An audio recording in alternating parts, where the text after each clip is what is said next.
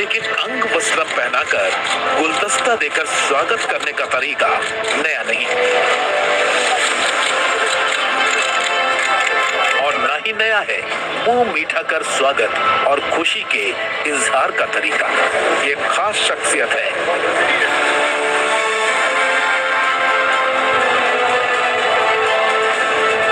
द्रौपदी मुर्मू के नाम के साथ कहा जा सकेगा आजादी के बाद जन्म लेने वाली देश की पहली राष्ट्रपति, आदिवासी समुदाय से ताल्लुक रखने वाली पहली राष्ट्रपति, नए भारत की नई तकदीर लिखने के लिए देश की प्रथम नागरिक बनने के पथ पर जब कदम पड़े तो कदम कदम पर स्वागत सत्कार तो होना ही था।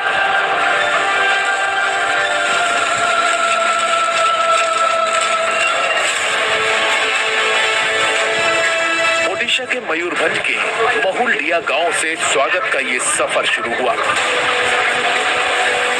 सूबे की राजधानी भुवनेश्वर पहुंचने पर ऐसी ही तस्वीर दिखी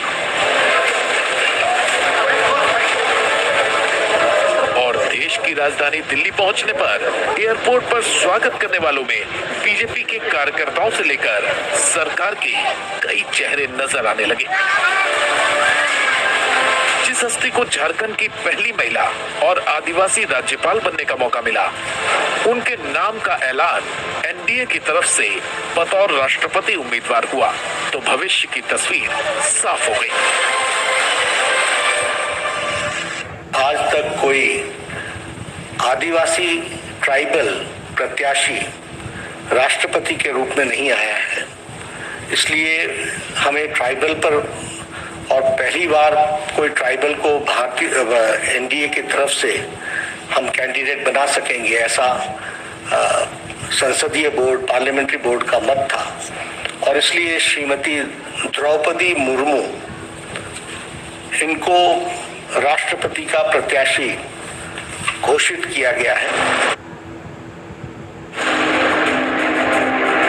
द्रौपदी मुर्मू वो नाम जो सियासी दुनिया में शोर नहीं सादगी की मूर्ति है, ईमानदारी की मिसाल है, नरम दिल संवेदनशील शख्सियत होने के बावजूद जनहित में कड़क फैसलों के लिए मशहूर है।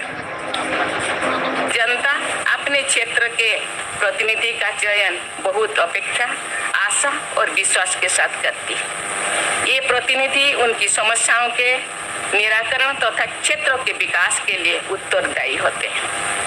देश व राज्य के विकास की गति के लिए संसद एवं विधानमंडल को ही जिम्मेदार माना जाता है। ऐसी हस्ती के नाम का ऐलान जिस वक्त राष्ट्रपति पद के उम्मीदवार के रूप में हो रहा था, वो अपनी बेटी इति श्री के साथ अपने गांव के छोटे से घर में थी। अचानक फोन की घंटी बजी तो दूसरी तरफ प्रधानमंत्री मोदी थे।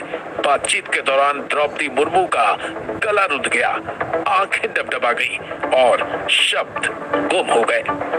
इस तरह कि वो बहुत मुश्किल से केवल शुक्रिया कह पाई और कुछ ही देर में टीवी चैनलों पर उनके नाम का औपचारिक ऐलान हो गया। द्रौपदी मुर्मू का जन्म बेहद गरीब परिवार में 20 जून 1958 को ओडिशा के मयूरभंज जिले में हुआ। उनके पिता का नाम बिरंची नारायण टुडू था, जो अपनी परंपराओं के मुताबिक गांव और समाज के मुखिया थे। गांव से 7वीं तक की पढ़ाई के बाद उन्होंने भुवनेश्वर से आगे की पढ़ाई की। द्रौपदी मुर्मू ने भुवनेश्वर के रामादेवी महिला कॉलेज से बीए किया। घर चलाने के लिए द्रौपदी मुर्मू ने 1979 से 1983 तक ओडिशा सरकार के लिए क्लर्क की नौकरी की। इसके बाद 1994 से 1997 तक उन्होंने राय रंगपुर में शिक्षक के रूप में अपनी सेवाएं दी। लेकिन यहाँ न तो संघर्ष खत्म होना था और न ही मंजिल। जिस शख्सियत के लिए नियति ने देश की सबसे बड़ी कुर्सी तय कर रखी हो, उसके लिए संभावनाओं के द्वार खुलते चले गए। नए सफर की शुरुआत राजनीति में उनकी एंट्री से हुई। सबसे पहले द्रौपदी मुर्मू 1997 में राय रंगपुर नगर पंचायत के चुनाव में पार्षद चुनी गई और फिर नगर पंचायत की उपाध्यक्ष बनाई गई। उनकी लगन देखकर बीजेपी ने उन्हें राय रंगपुर से एमएलए का टिकट दिया। द्रौपदी मुर्मू साल 2000 और 2009 में विधायक बनी और पहली दफा विधायक बनने के बाद नवीन पटनायक की गठबंधन वाली सरकार में राज्य मंत्री रही। साल 2009 में जब वो दूसरी बार विधायक बनी तो उनके पास कोई गाड़ी नहीं थी। उन्हें ओडिशा विधानसभा से उत्कृष्ट विधायक का नीलकंठ पुरस्कार मिला। द्रौपदी मुर्मू 2006 से 2009 तक बीजेपी के एसटी मोर्चा की ओडिशा प्रदेश अध्यक्ष रह चुकी हैं, जबकि 2 बार वो एसटी मोर्चा की राष्ट्रीय कार्यकारिणी सदस्य भी रह चुकी हैं।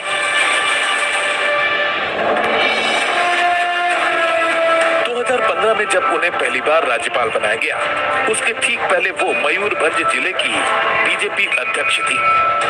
द्रौपदी मुर्मू झारखंड की पहली महिला और आदिवासी राज्यपाल थी जो अपनी काबिलियत की वजह से इस पद पर 6 साल 1 महीना और 18 दिन रही। वो झारखंड की पहली राज्यपाल बनी जिन्हें अपने 5 साल का टर्म पूरा करने के बाद भी पद से हटाया नहीं गया। उनकी प्रतिष्ठा सत्ता पक्ष और विपक्ष दोनों खेमों में थी। 2017 में बीजेपी की रघुवर दास सरकार ने ब्रिटिश हुकूमत के वक्त बने CNT एक्ट यानी छोटा नागपुर काश्तकारी अधिनियम और SPT एक्ट यानी संथाल परगना काश्तकारी अधिनियम के कुछ प्रावधानों में संशोधन का प्रस्ताव तैयार कराया। जब ये बिल राज्यपाल द्रौपदी मुर्मू के पास दस्तखत के लिए आया तो उन्होंने सरकार से ये पूछ लिया कि इससे आदिवासियों को क्या फायदा होगा। सरकार जवाब नहीं दे पाई तो उन्होंने सदन से पास बिल को बगैर दस्तखत किए वापस भेज दिया। इससे उनके कड़क राज्यपाल होने का प्रमाण मिल गया। राज्यपाल रहते द्रौपदी मुर्मू वनवासी, वन और पर्यावरण के मुद्दे पर बेहद संवेदनशील तरीके से काम करती रही। जैसे पर्यावरण का अवस्था ऐसे हो गया है कि टाइम पे बारिश नहीं, कहाँ सुखाड़ हो रहा है, कहाँ ज्यादा बारिश हो रहा है, इसीलिए पूरा विश्व में आज पर्यावरण को ज्यादा इम्पोर्टेंस दिया गया। दिसंबर 2019 में जेएमएम नेता हेमंत सोरेन झारखंड के मुख्यमंत्री बने। कुछ महीने बाद हेमंत सरकार ने TAC यानी जनजातीय परामर्शदात्री समिति के गठन में संशोधन से संबंधित एक बिल राज्यपाल की मंजूरी के लिए भेजा। ये बिल TAC के गठन में राज्यपाल की भूमिका को खत्म करता था। राज्यपाल द्रौपदी मुर्मू ने उसे भी सरकार को लौटा दिया। जाहिर है फैसलों पर अडिग रहने वाली राज्यपाल को रबर स्टाम्प बनना मंजूर नहीं था।